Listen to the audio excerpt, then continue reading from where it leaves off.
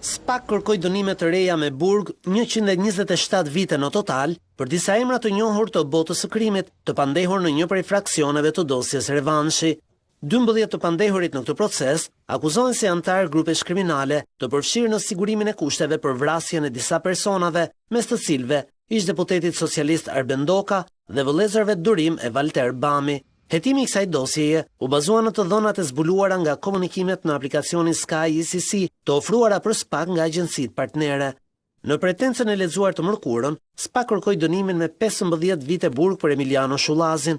Aktualisht Shullazi po vuan një dënim me heqje lirie për gjovënie e grup kriminal, ndërsa po gjykohet në një tjetër proces si i dyshuar për vrasje. E njëjta mas dënimi, 15 vite burg, u kërkuan edhe për Astrit Avdylin, një nga eksponentët kryesor të grupit të Avdylajve në Shijak.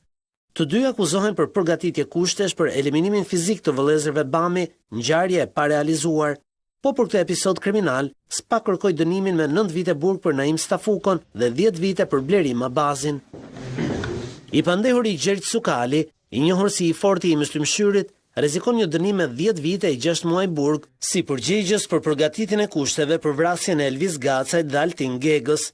Për të pandehurin Xhelal Raja, vëllai i ish deputetit socialist Rahman Raja, SPAK kërkoi dënim me 9 vite burg. Struktura e posaçme pretendon se është provuar fakti se Raja ka siguruar kushte për vrasjen e ish deputetit socialist Arben Doka.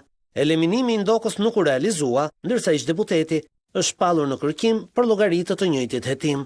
Në të njëjtat konkluzione, SPAK i faturoi nga 10 vite burg të pandehurve Besian Xhixha, Enver Diva e Robert Laçi, të akuzuar për krim kushtesh për vrasjen e Prengxhinit, i cili i mbijetoi një atentati me eksploziv në automjetin e tij në shtator të vitit 2020 në Tiranë. Xhixha dhe Diva janë të pandehur ndërkohë edhe në dosjen Plumbi i Art në gjykatën e posaçme. Nga një dekadë burg dënim u kërkua nga SPAK edhe për të pandehurit Viktor Imera e Stiliano Basho, të dy nën akuzë për sigurim kushtesh për vrasjen e Fatmir Armando Hysenit. Për shkak të gjykimit me kohë të shkurtuar, të gjithë të pandehurit e dosjes përfitojnë uljen e 1/3 së dënimit të kërkuar. Në seancën e radhës të caktuar më 13 maj, pritet të dëgjohen konkluzionet e mbrojtjes.